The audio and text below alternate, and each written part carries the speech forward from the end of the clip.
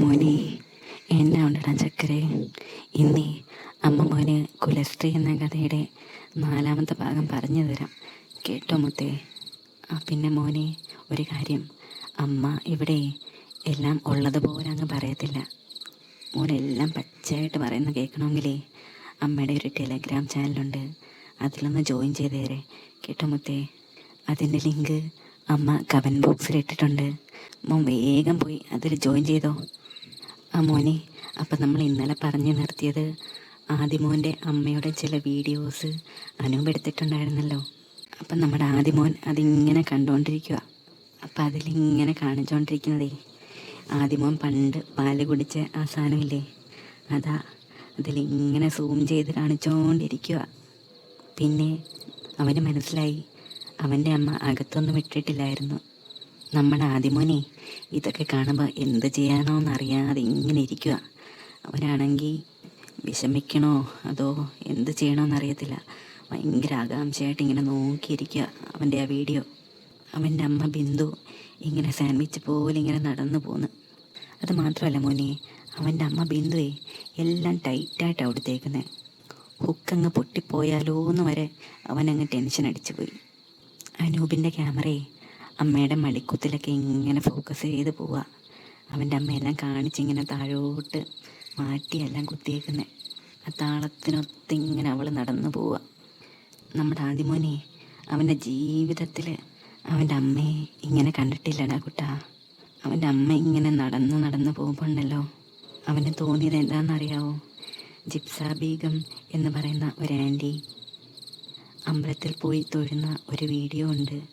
അത് നെറ്റിൽ സെർച്ച് ചെയ്താൽ മതി, കിട്ടും. അങ്ങനെ തോന്നി അവന് ജിപ്സ ബീഗത്തെ പോലെ. ഇതൊക്കെ കണ്ടപ്പോഴേ അവൻ്റെ ആ മുണ്ടിൻ്റെ അവിടെ ഒരു അനക്കമുണ്ടായി മോനെ. അനൂപ് അപ്പം നമ്മുടെ ആദിമോനോട് ചോദിച്ചു, എങ്ങനെയുണ്ടടാ നിൻ്റെ അമ്മയുടെ സൗന്ദര്യം? കണ്ടോ നീ എങ്ങനെയുള്ള ഒരു സുന്ദരി അമ്മയാണ് നീ ഇപ്പോഴേ 60 വയസ്സുള്ള കിളവിയെപ്പോലെ നടത്തുന്നത്? ഈ സൗന്ദര്യം എല്ലാവരും ആസ്വദിക്കട്ടെ, അതല്ലേടാ വേണ്ടത്. ഞാനൊന്നും മിണ്ടിയില്ല. എന്ത് പറയണം എന്നെനിക്കറിയില്ല. ഇനി ഞാൻ അവനോട് എതിർത്ത് എന്തെങ്കിലും പറഞ്ഞാൽ ഒരു നിമിഷം കൊണ്ട് അവനെല്ലാം ലോകത്തിന് മുന്നിൽ കാണിക്കും. അതുകൊണ്ട് തന്നെ മൗനം ആണ് നല്ലത് എന്നെനിക്ക് തോന്നി. അപ്പോൾ അനൂപ് ആദിമോനോട് പറഞ്ഞു, എനിക്കറിയാം നിനക്കിപ്പോൾ ചമ്മലൊക്കെ ഉണ്ടാകും.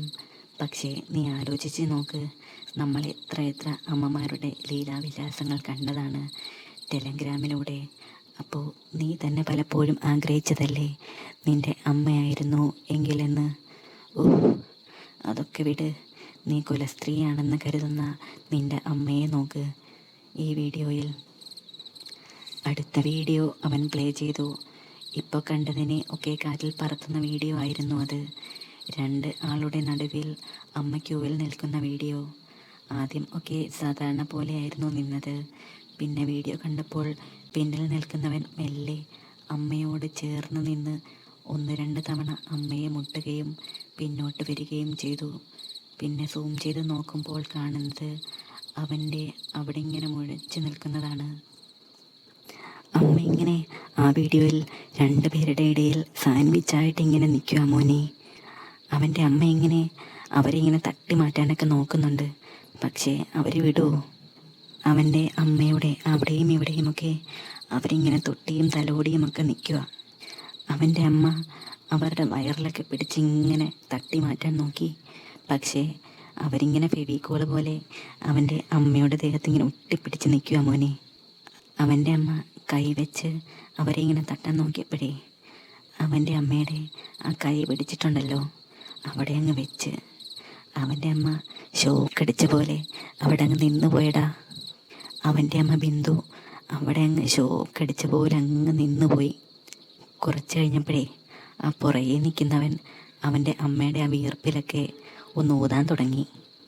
അപ്പോൾ അവൻ്റെ അമ്മ ഒന്ന് പൊളഞ്ഞു. അവിടെ നിർത്തിയില്ല അവൻ. ആരും കാണാതെ പയ്യെ ഒരു മുത്തം കൊടുത്തു അവൻ്റെ അമ്മയുടെ കവിളിൽ. ഒരു പൊതുസ്ഥലത്ത് വെച്ച് ഒരു അന്യപുരുഷൻ തന്നെ എന്തൊക്കെയാണ് ചെയ്യുന്നത്? അവൻ്റെ അമ്മ ബിന്ദു പെട്ടെന്ന് ചുറ്റും നോക്കി. പുറത്ത് നല്ല മഴയായിരുന്നു. മൊത്തം മൂടിക്കിടക്കുന്നു. അപ്പോഴാണ് അവൻ്റെ അമ്മയ്ക്ക് ഒരാശ്വാസമായത്. ആരും കാണുന്നില്ലല്ലോ, ഭാഗ്യം. മോനെ, അപ്പോഴാ മുന്നിൽ നിൽക്കുന്നവൻ പിറകെ നിൽക്കുന്നവനോട് എത്തി നിന്ന് അമ്മയുടെ ദേഹത്ത് കൂടി ചാഞ്ഞ് എന്തൊക്കെയോ പറയാൻ ശ്രമിച്ചത്. അപ്പോൾ അവൻ്റെ അമ്മ മുന്നിൽ നിൽക്കുന്നവരോട് പറഞ്ഞു, വീണേൽ പിറകിലോട്ട് നിന്നോളൂ എന്ന് പറഞ്ഞു. പക്ഷേ ക്യൂ നിൽക്കാനുള്ള സ്ഥലം കഷ്ടിച്ച ഒരാൾക്ക് നിൽക്കാനേ കഴിയൂ. അങ്ങോട്ടും ഇങ്ങോട്ടും പാസ് ചെയ്ത് പോകാൻ പറ്റില്ലായിരുന്നു. എന്നിട്ടും അവൻ അമ്മയുടെ സൈഡിലൂടെ പിറകിലേക്ക് കടക്കാൻ ശ്രമിച്ചു. നേരത്തെ സംഭവിച്ചതുപോലെ തന്നെ അമ്മയും അവനും അവിടെ സ്റ്റക്കായി. അമ്മയുടെ എല്ലാം അവൻ്റെ നെഞ്ചത്തമർന്നു. അവനാണെങ്കിൽ കിട്ടിയ അവസരം മുതലാക്കി. അമ്മ അവനെ തള്ളി നീക്കാൻ ശ്രമിച്ചെങ്കിലും അവൻ കൂടുതൽ അമർന്നു. അമ്മയെ വിടുവിക്കാൻ ശ്രമിക്കുന്ന പോലെ അവൻ അഭിനയിച്ചു. അവൻ വേണ്ടാത്തതെല്ലാം ആദിമോൻ്റെ അമ്മയെ ചെയ്തു. അവൻ്റെ അമ്മ കൈ തട്ടി മാറ്റുന്നതിനിടയിൽ കിടന്ന് പുളഞ്ഞു. മഴയും തണുപ്പും ഒരു അന്യപുരുഷൻ്റെ കൈയോടിക്കലും. അവൻ അമ്മയുടെ പലയിടത്തും ഞെക്കുന്നു, പിഴിയുന്നു. അവൻ്റെ അമ്മ വേദന കൊണ്ടൊന്നു പുളഞ്ഞു. ചേർന്ന് നിൽക്കുന്നത് കൊണ്ട് തന്നെ അതിൻ്റെ ഇടയ്ക്കെന്താ നടക്കുന്നതെന്ന് ആർക്കും കാണാൻ പറ്റുന്നുണ്ടായിരുന്നില്ല. പെട്ടെന്ന് നോക്കിക്കഴിഞ്ഞാൽ അവർ നിന്ന് സംസാരിക്കുന്നതാണെന്നേ എല്ലാവർക്കും തോന്നൂ. മുന്നിൽ നിൽക്കുന്നവൻ്റെ കലാപരിപാടികൾക്കിടയിൽ എന്തൊക്കെയോ അവൻ്റെ അമ്മയോട് അഴിക്കാൻ ശ്രമിച്ചു. അപകടം മണത്ത അവൻ്റെ അമ്മ വേഗം പിന്നിലേക്ക് മാറി. അപ്പോഴാണ് പിന്നിൽ നിൽക്കുന്നവൻ്റെ ആ സാധനമുണ്ടല്ലോ, അത് അവൻ്റെ അമ്മയുടെ ദേഹത്ത് തട്ടിയത്. മുന്നിൽ നിൽക്കുന്നവൻ ഒന്ന് രുചി നോക്കി. ഇനി പുറകിൽ നിൽക്കുന്നവൻ്റെ അവസരമാണ്. അവനും എല്ലാം പിടിച്ച് ഞെരിക്കാനും പിഴിയാനും കശക്കാനും ഒക്കെ തുടങ്ങി. പെട്ടെന്ന് അവൻ്റെ കൈ അമ്മയുടെ താലിമാലയിൽ ഉടക്കി. അവൻ അമ്മയുടെ താലിയുടെ അറ്റത്തുള്ള ലോക്കറ്റ് പിടിച്ച് വലിച്ച് അമ്മയെ പിടിച്ച് നിർത്തി. അമ്മ വെട്ടി വിറയ്ക്കാൻ തുടങ്ങി. അവൻ അതുകൊണ്ടൊന്നും നിർത്തിയില്ല.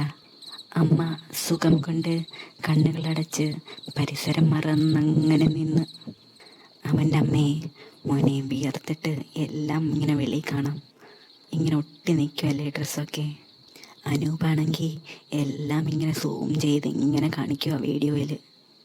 അവൻ്റെ അമ്മ ഇങ്ങനെ മതിമറന്ന് നിന്നപ്പോഴേ ആ പിറകെ നിൽക്കുന്നവൻ ഓരോ ഹുക്കായിട്ട് ഇങ്ങനെ അഴിക്കാൻ തുടങ്ങി. പെട്ടെന്ന് അവൻ്റെ അമ്മയ്ക്ക് പരിസരബോധം വന്നിട്ട് എല്ലാം എടുത്ത് മറച്ചു പിടിച്ചു. പുറകിൽ നിന്ന് ഗേറ്റ് തുറന്നിട്ടേ കുറച്ച് ആൾക്കാർ അപ്പോഴങ്ങ് ഫ്രണ്ടിലോട്ട് വന്ന്, അപ്പോൾ ഈ ക്യൂ കൊണ്ടല്ലോ മോനെ, അത് മുന്നോട്ട് പോകാൻ തുടങ്ങി. അപ്പോഴാണ് അമ്മയ്ക്ക് ഒരു സമാധാനമായത്. അവൻ്റെ അമ്മ ഇങ്ങനെ നടന്നു പോകുമ്പോഴും ആ പിറകിൽ നിൽക്കുന്നവരും മുന്നിൽ നിൽക്കുന്നവരും ഉണ്ടല്ലോ, അമ്മയുടെ ദേഹത്തും അവരുടെ കലാപരിപാടികൾ തുടർന്നുകൊണ്ടേയിരുന്നു. എല്ലാ കലാപരിപാടികളും കഴിഞ്ഞ് അവർ അവസാനം ഗേറ്റിൻ്റെ വെളിയിൽ വന്നു. അമ്മ അമ്പലത്തിന് പുറത്ത് വന്നപ്പോൾ സാരിയൊക്കെ എങ്ങനെ ശരിയായി എന്ന് എനിക്കിപ്പോൾ മനസ്സിലായി. ഇതെല്ലാം അവർ പ്ലാൻ ചെയ്ത് ചെയ്യുകയായിരുന്നു. അമ്മയെ പുറത്തെല്ലാം കാണിക്കാൻ അവർ ശരിക്കും വിജയിച്ചു. അനൂപ്, നീയല്ലേടാ മുന്നേ ഒരിക്കൽ എന്നോട് പറഞ്ഞത് എൻ്റെ അമ്മ ഇങ്ങനെയൊന്നും കാണിച്ച് നടക്കില്ല, എത്ര ഡീസൻ്റാണ് എന്നൊക്കെ. ഇപ്പോൾ നീ കണ്ടോ, നീ കരുതുന്ന പോലെ ഒരാളല്ല നിൻ്റെ അമ്മ. കുറച്ചു നേരം കൂടി ഗേറ്റ് അടഞ്ഞു കിടന്നിരുന്നെങ്കിൽ നിൻ്റെ അമ്മയുടെ എല്ലാം അവർ എടുത്തേനെ. അകത്ത് ഒന്നും തന്നെ ഇടാതെ നടക്കുന്ന ഇവളാണോടാ ഡീസൻ്റ്? സാധാരണ ഇങ്ങനെയൊക്കെ ആരെങ്കിലും പറഞ്ഞാൽ, എന്തിന് ചാറ്റ് ചെയ്യുമ്പോൾ പോലും അമ്മയെക്കുറിച്ച് വേണ്ടാത്തത് പറഞ്ഞാൽ ഞാനും അനൂപമായി തെറ്റിയിട്ടുണ്ട് പലപ്പോഴും. പക്ഷേ ഇപ്പോൾ എനിക്ക് അങ്ങനെ ഒരു ദേഷ്യം തോന്നുന്നില്ല. പകരം ഇനിയും വീഡിയോസ് ഉണ്ടോ എന്ന ആകാംക്ഷയായിരുന്നു. ഞാൻ പോലും അറിയാതെ എൻ്റെ മനസ്സ് കൈവിട്ടു പോകും പോലെ തോന്നി. മുനി, അപ്പോഴേ അമ്മ അധികമൊന്നും പറയാതിരുന്നത് ചില പരിമിതികളുണ്ടായതുകൊണ്ടാണ് കേട്ടോടാ. കുറച്ച് ദിവസത്തിനുള്ളിൽ തന്നെ അമ്മയെല്ലാം പച്ചയ്ക്ക് പറയാൻ കേട്ടോ, ടെലഗ്രാമിൽ. പിന്നെ മോനെ, അമ്മയുടെ യൂട്യൂബ് ചാനൽ ഒന്ന് സബ്സ്ക്രൈബ് ചെയ്തേക്കണേടാ.